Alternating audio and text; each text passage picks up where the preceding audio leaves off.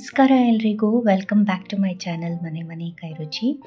ಇವತ್ತು ನಾನು 10 ನಿಮಿಷದಲ್ಲಿ ಮಖಾನನ ಬಳಸ್ಕೊಂಡು ಒಂದು ಚಾಟ್ ಮಾಡೋದನ್ನು ತೋರಿಸ್ತಾ ಇದ್ದೀನಿ. ಬನ್ನಿ ನೋಡೋಣ ಹೇಗೆ ಮಾಡೋದು ಅಂತ. ಮೊದಲಿಗೆ ಒಂದು ಬಾಣಲೆಗೆ ನಾನು 1 ಬೌಲಷ್ಟು ಮಖಾನನ ತೊಗೊತಾ ಇದ್ದೀನಿ. ಇದನ್ನು ನಾವು ಚೆನ್ನಾಗಿ ಹುರ್ಕೋಬೇಕಾಗತ್ತೆ. ಲೋ ಫ್ಲೇಮಲ್ಲಿ ಹದವಾಗಿ ಹುರಿಬೇಕಿದು. ಇದು ದಪ್ಪ ಇರೋದ್ರಿಂದ ನಿಧಾನಕ್ಕೆ ಲೋ ಫ್ಲೇಮಲ್ಲಿ ಹುರಿದ್ರೆ ಚೆನ್ನಾಗಿ ಗರಿ ಆಗುತ್ತೆ. ನೋಡಿ, ಇದಾಗಿದೆ. ಈ ರೀತಿ ಮುರಿದ್ರೆ ಈ ಥರ ಪುಡಿ ಆಗಬೇಕು. ಆ ರೀತಿ ಹುರ್ಕೋಬೇಕಾಗತ್ತೆ. ಈಗ ಇದಕ್ಕೊಂದು ಒಗ್ಗರಣೆ ರೆಡಿ ಮಾಡ್ಕೊಳ್ಳೋಣ. 1-2 ಸ್ಪೂನ್ ಎಣ್ಣೆನ ಹಾಕಿ, ರುಚಿಗೆ ಎಷ್ಟು ಬೇಕೋ ಅಷ್ಟು ಖಾರದ ಪುಡಿ, ಸ್ವಲ್ಪ ಚಾಟ್ ಮಸಾಲ, ಸ್ವಲ್ಪ ಉಪ್ಪು, ಇದನ್ನು ಎಣ್ಣೆಯಲ್ಲಿ ಹಾಕಿ ಸ್ವಲ್ಪ ಬಿಸಿ ಮಾಡಿದ್ದೀನಿ ಅಷ್ಟೇ.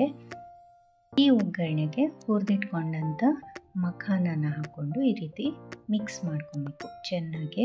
ಉಪ್ಪು, ಖಾರ ಮತ್ತು ಚಾಟ್ ಮಸಾಲೆ ಎಲ್ಲ ಹಾಕಿದ್ದೀವಲ್ಲ, ಇದೆಲ್ಲ ಇದಕ್ಕೆ ಅಂಟ್ಕೊಳ್ಳೋ ಹಾಗೆ ಮಿಕ್ಸ್ ಮಾಡ್ಕೋಬೇಕಾಗತ್ತೆ. ಹೀಗಿದಾಗಿದೆ. ಈಗ ಇನ್ನೊಂದು ಮಿಕ್ಸಿಂಗ್ ಬೌಲ್ಗೆ 1 ಈರುಳ್ಳಿನ ಸಣ್ಣದಾಗಿ ಹೆಚ್ಚಿ ಹಾಕ್ಕೊಂಡಿದ್ದೀನಿ. 1 ಕ್ಯಾರೆಟ್ನ ತುರಿದಿರೋದನ್ನು ಹಾಕೋತಾ ಇದ್ದೀನಿ. 1 ಸಣ್ಣದಾಗಿ ಹೆಚ್ಚಿಟ್ಟಿರೋಂಥ ಟೊಮ್ಯಾಟೊನ ಸೇರಿಸ್ಕೊತಾ ಇದ್ದೀನಿ. 1 ಅರ್ಧ ತೋತಾಪುರಿ ಮಾವಿನಕಾಯಿನ ಸಣ್ಣದಾಗಿ ಹೆಚ್ಚಿ ಹಾಕೋತಾ ಇದ್ದೀನಿ. ನಿಮಗೆ ಒಂದೇ ಒಂದು ಹಸಿಮೆಣಸಿನ್ಕಾಯಿನ ಈ ರೀತಿ ಕಟ್ ಮಾಡಿ ಹಾಕೊತಾ ಇದ್ದೀನಿ.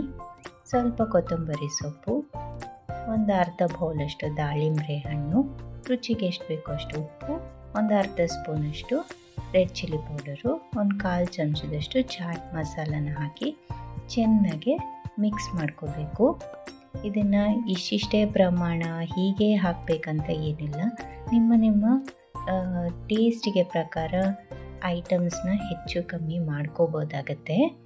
ನೋಡಿ, ಇದನ್ನು ಚೆನ್ನಾಗಿ ಮಿಕ್ಸ್ ಮಾಡಿಕೊಂಡು ನಾವು ಆಗಲೇ ರೆಡಿ ಮಾಡಿಟ್ಕೊಂಡಂಥ ಮಖಾನನ ಇದಕ್ಕೆ ಸೇರಿಸಿ ಮಿಕ್ಸ್ ಮಾಡ್ಕೋಬೇಕಾಗತ್ತೆ.